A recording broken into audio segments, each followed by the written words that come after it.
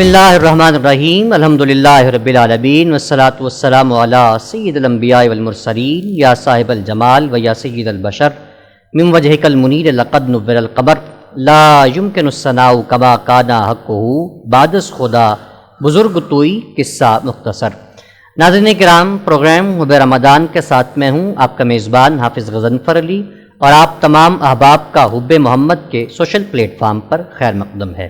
ناظرین کرام، یہ ماہ صیام، ماہ رمضان، ماہ مقدس، اللہ رب العالمین نے اس کو امت محمدیہ کو تحفہ عطا کیا۔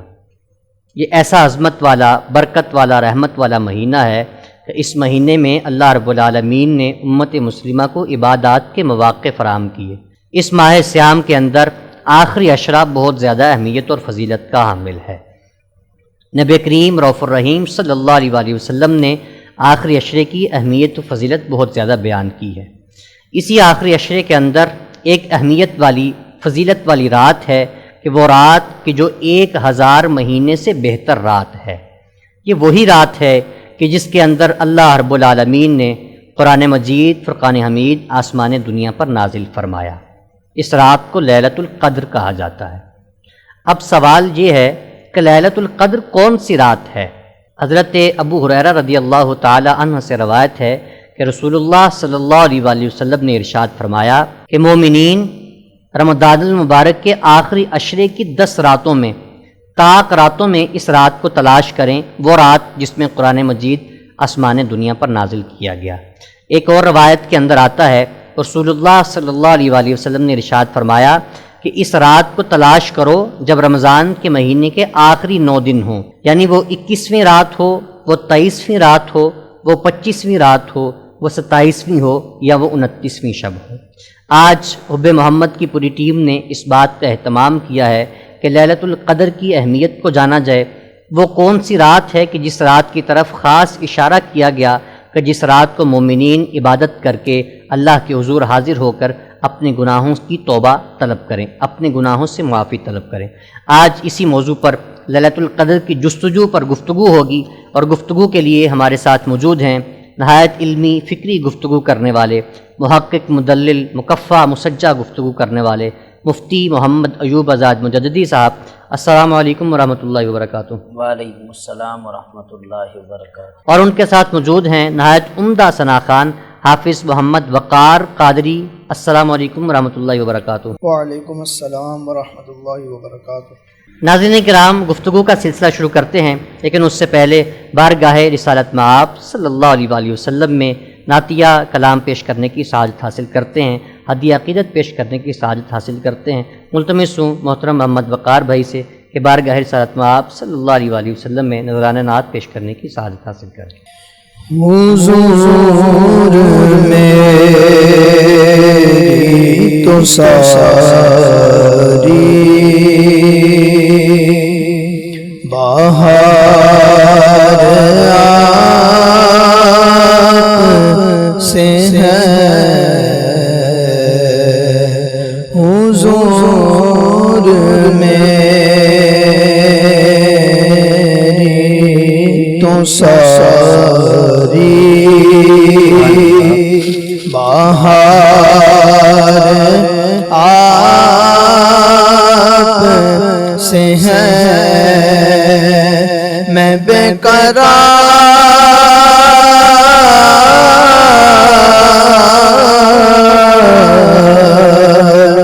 تھا میرا قرار آپ سے ہے، حضور میری تو ساری بہار آپ سے ہے، کہاں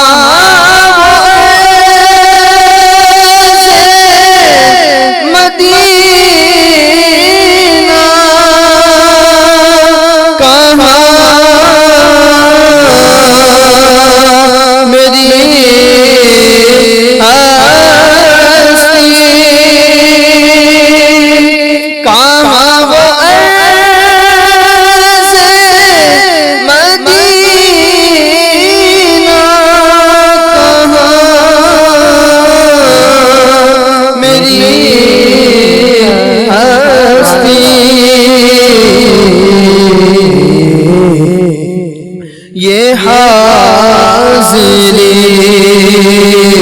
کا سبب بار بار آپ سے ہے، یہ حاضری کا سبب بار بار آپ سے ہے،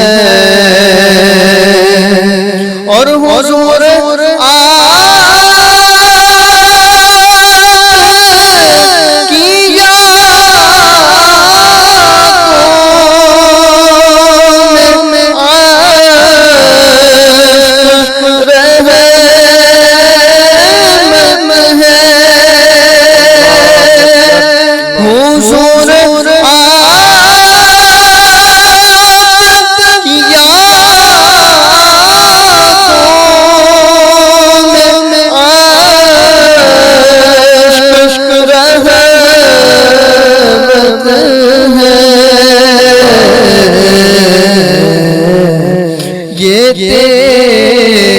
تیری آنکھ ضیا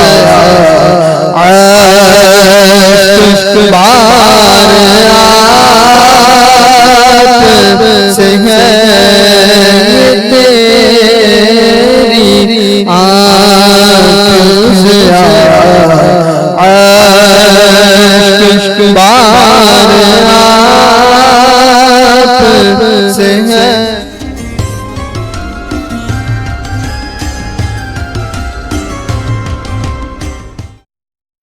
ناظرین کرام، گفتگو کا سلسلہ شروع کرتے ہیں۔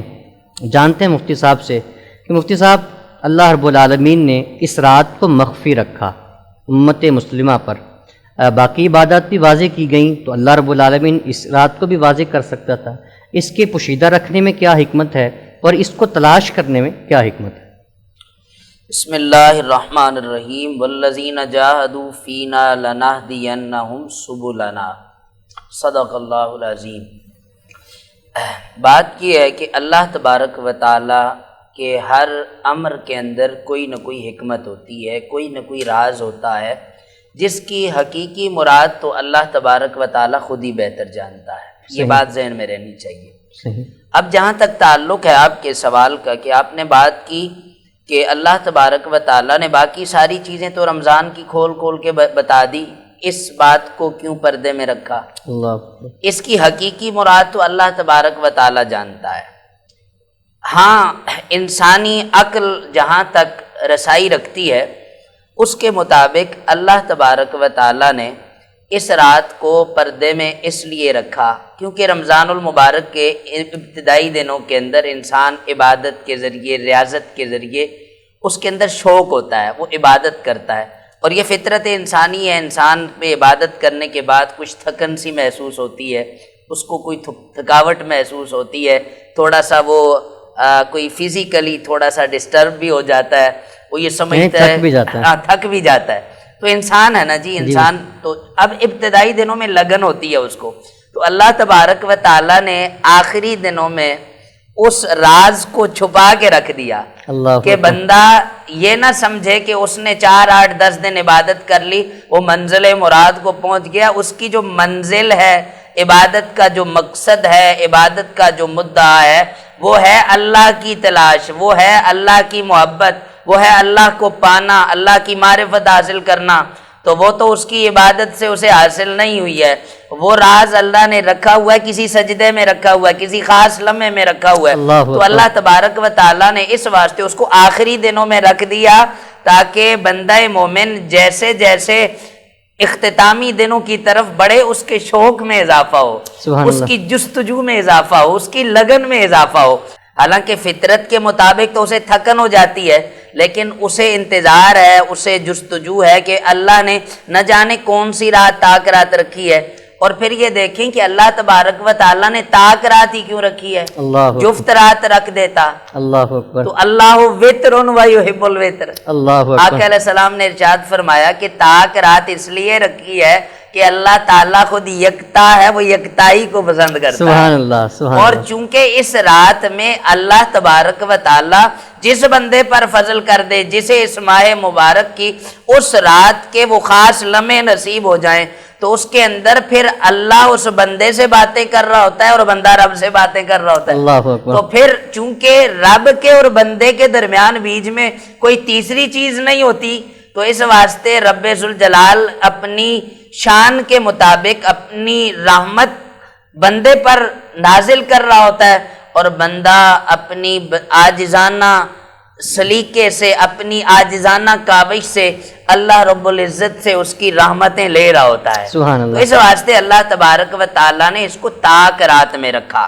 یہ تو ایک اس کی حکمت ہے، اور ایک حکمت یہ بھی ہے کہ اللہ تبارک و تعالیٰ نے اس تاک رات کو چھپا کے اس لیے رکھا تاکہ لوگوں کے اندر عبادت کا ذوق پیدا ہو جائے، عبادت کا شوق پیدا ہو جائے، اور یہ نہیں کہ وہ ایک رسمی مسلمان بن کے رہ جائیں، بلکہ انہیں پتہ چلے کہ رمضان المبارک میں عبادت کرنے کا مقصد صرف حساب کتاب کی کاؤنٹنگ نہیں ہے، صرف اپنے نامہ اعمال میں کریڈٹ بڑھانا نہیں ہے، نیکیاں بڑھانا نہیں ہے، بلکہ اس سے مقصود اللہ کی رضا ہے۔ اللہ اکبر۔ اس سے مقصود اللہ تبارک و تعالیٰ کی رضا ہے، اور وہ اللہ کی رضا اس نے خاص لمحات میں رکھی ہے۔ اللہ اکبر۔ اور اللہ تبارک و تعالیٰ نے اس رات کو واضح بھی نہیں کیا، یہ بھی نہیں بتلایا کہ بھئی فلاں دن کی خاص رات ہے، اس واسطے تاکہ جس بندے کو اس رات کا اجر مل جائے، جس بندے کو یہ رات نصیب ہو جائے،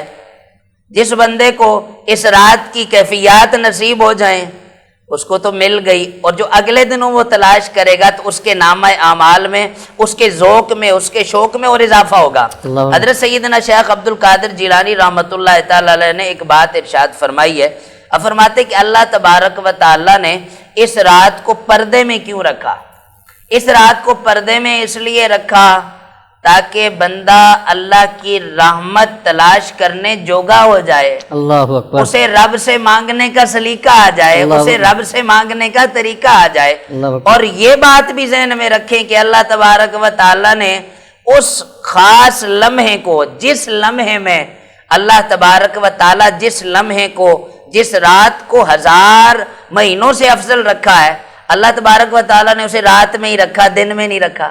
اللہ اکبر۔ اللہ تبارک و تعالیٰ چاہتا تو اس دن کو عظمت والا بنا دیتا، دن کو شان والا بنا دیتا، کیونکہ بات یہ ہے کہ اس رات میں رب کی بندے سے راز و نیاز ہوتی ہیں۔ اللہ تبارک و تعالیٰ چاہتا ہے کہ جب ساری کائنات سو جائے، میرا بندہ میرے لیے جاگے، اور پھر میں اس اپنے بندے کے ساتھ باتیں کروں۔ تو اس واسطے رات کو، وہ رات بھی پوشیدہ ہے، تو چونکہ رات کی تاریکی میں اندھیرا ہوتا ہے، رات کو اندھیرا ہوتا ہے، تو اللہ تبارک و تعالیٰ پردے میں، اندھیرے میں بندے کے قلب کو روشن کر دیتا ہے، اللہ اکبر۔ اسے اللہ کی محبت کا نور نصیب ہو جاتا ہے، پھر اس کے لیے تاریکی شاریکی کوئی نہیں رہ جاتی، پھر اس کی آنکھیں بند بھی ہوتی ہیں، تو وہ بیٹھا تو زمین پہ ہوتا ہے، لوح محفوظ پہ رب ذوالجلال کی قدرت کو ملاحظہ کر رہا ہوتا ہے۔ اللہ اکبر۔ اللہ اکبر۔ ناظرین کرام، آخری عشرے کو بہت زیادہ فضیلت و اہمیت حاصل ہے۔ آپ جانتے ہیں کہ آخری عشرہ وہ عشرہ ہے کہ جس کے اندر قرآن مجید بھی نازل ہوا، اور یہ وہ عشرہ ہے کہ جس کے اندر تراویح میں ختم قرآن بھی کیا جاتا ہے، اور یہ وہی عشرہ ہے کہ جس کے اندر اللہ رب العالمین نے طاق رات کو بھی مخفی رکھا۔ اللہ رب العالمین نے جستجو بڑھائی انسان کی کہ وہ اللہ کی بارگاہ میں حاضر ہو جائے، اور یوز ٹو ہو کر اس کو عادی بن جائے اللہ کی بارگاہ میں حاضر ہونے کا۔ ایک دن حاضر ہو، پھر اگلے دن حاضر ہو، تو اس کو عادت ہو جائے کہ وہ اللہ رب العالمین کی بارگاہ میں بار بار حاضر ہو جائے۔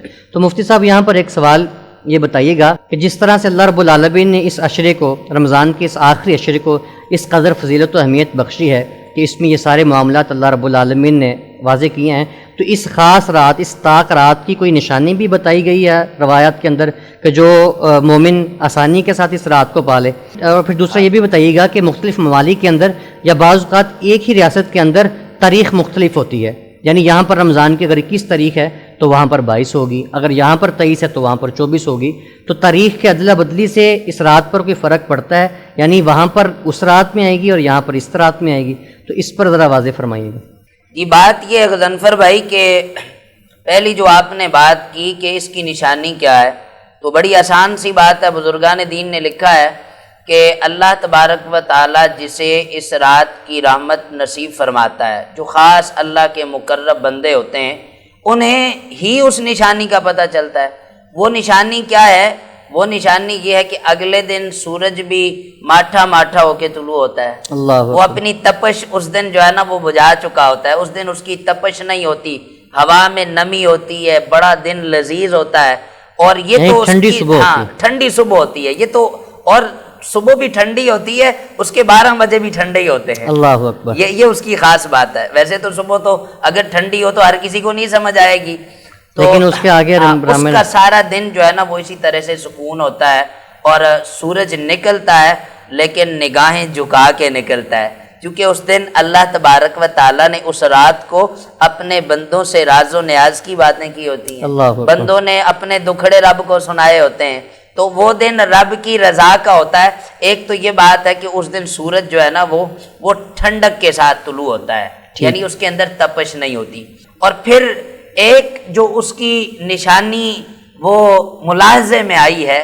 وہ یہ ہے کہ جس رات کو اللہ تبارک و تعالیٰ نے یہ خاص فضل کرنا ہوتا ہے، جو خاص انعام کی رات ہوتی ہے، اس رات کو اللہ تبارک و تعالیٰ انسان کے باطن کی کیفیت کو بھی بدل دیتا ہے، اور انسان کی طبیعت حشاش بشاش ہو جاتی ہے۔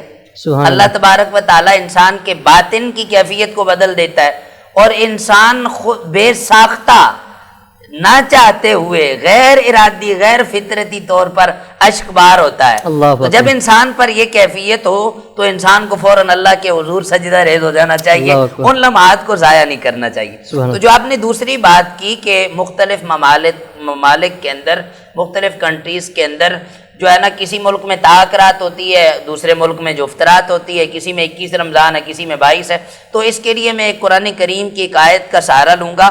اللہ تبارک و تعالیٰ نے ارشاد فرمایا والذین جاہدوا فینا لنہدینہم سبلنا، وہ لوگ جو ہماری تلاش میں لگے رہتے ہیں، ہمارے رستے پہ چلتے ہیں، وہ لوگ جو جد و جہد کرتے ہیں ہمیں پانے کے لیے، اللہ فرماتا ہے کہ ہم ان کو اپنی منزل دکھا دیتے ہیں، اپنا رستہ دکھا دیتے ہیں۔ تو اصل بات تو یہ ہے، جو بنیادی بات ہے وہ یہ ہے کہ جو بندہ اللہ کی طرف جستجو کر رہا ہوتا ہے تو اللہ تبارک و تعالیٰ ان راتوں کا محتاج نہیں ہوتا، راتیں تو اسی نے بنائی ہیں۔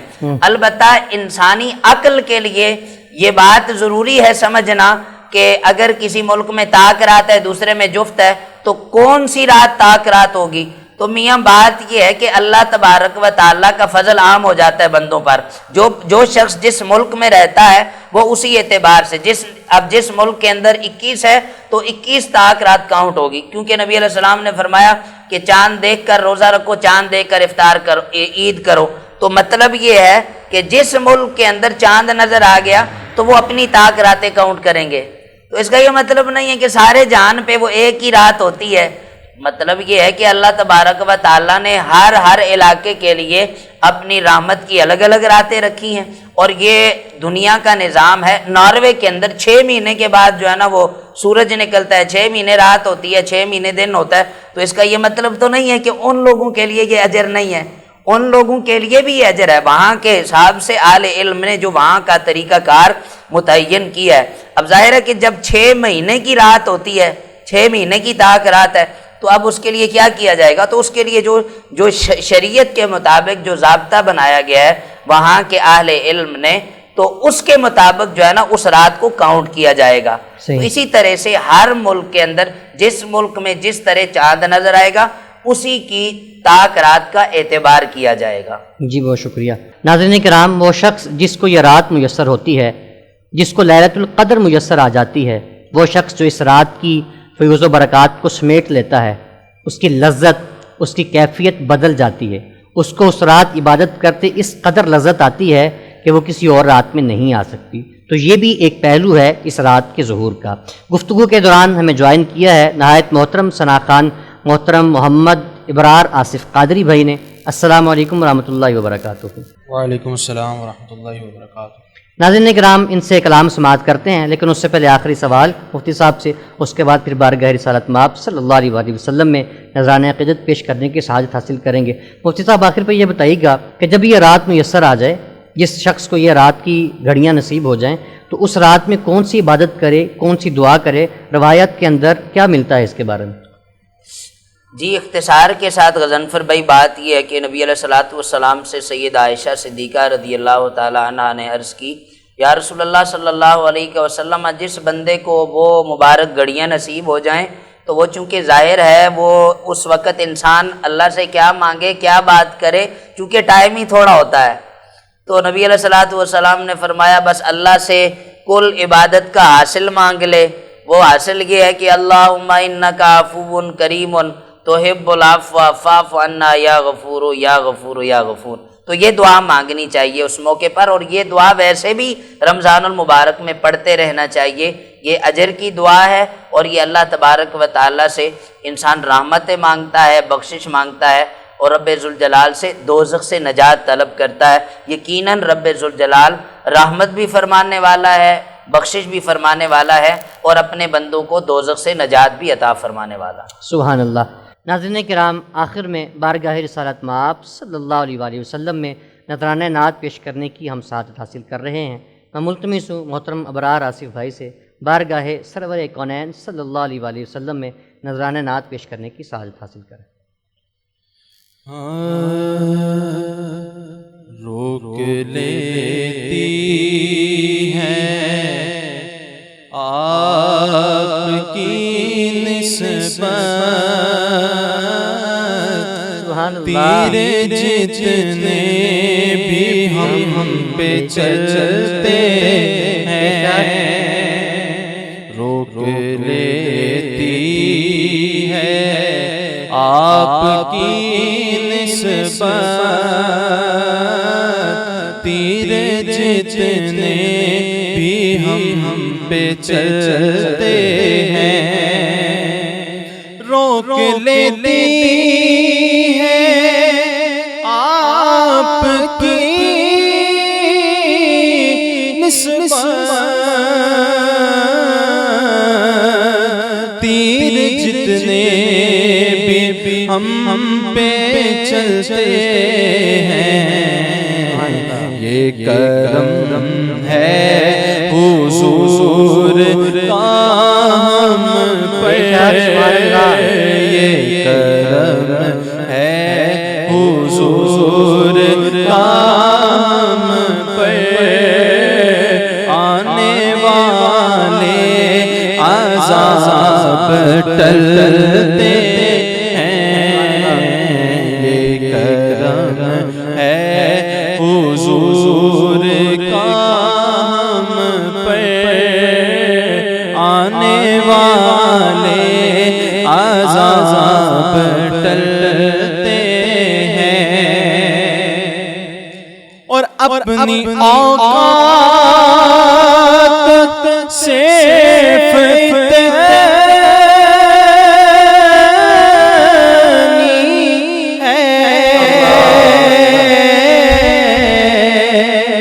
کچھ نہیں، بات صرف اتنی ہے، اپنی اوقات صرف اتنی ہے، کچھ نہیں، بات صرف اتنی ہے کہ کل بھی ٹکڑوں پہ ان کے پلتے تھے، کل بھی ٹکڑوں پہ ان کے پلتے تھے، اب بھی ٹکڑوں پہ ان کے پلتے ہیں، یہ کرم ہے حضور کا ہم پر، آنے والے عذاب ٹلتے ہیں، اور وہی بھرتے ہیں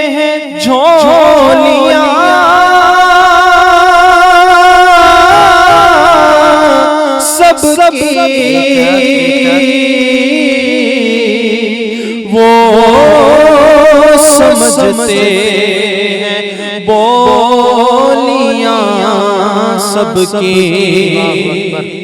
وہی بھرتے ہیں جھولیاں سب کی وہ سمجھتے ہیں بولیاں سب کی آؤ بازار مصطفیٰ کو چلے آؤ بازار مصطفیٰ کو چلے کھوٹے سکے وہیں پہ چلتے ہیں یہ کرم ہے حضور کا ہم پر آنے والے عذاب ٹلتے ہیں اور گھر وہی مشک بار ہوتے ہیں خلد سے ہم کنار ہوتے ہیں ذکر سرکار کے حوالوں سے ذکر سرکار کے حوالوں سے جن گھروں میں چراغ چل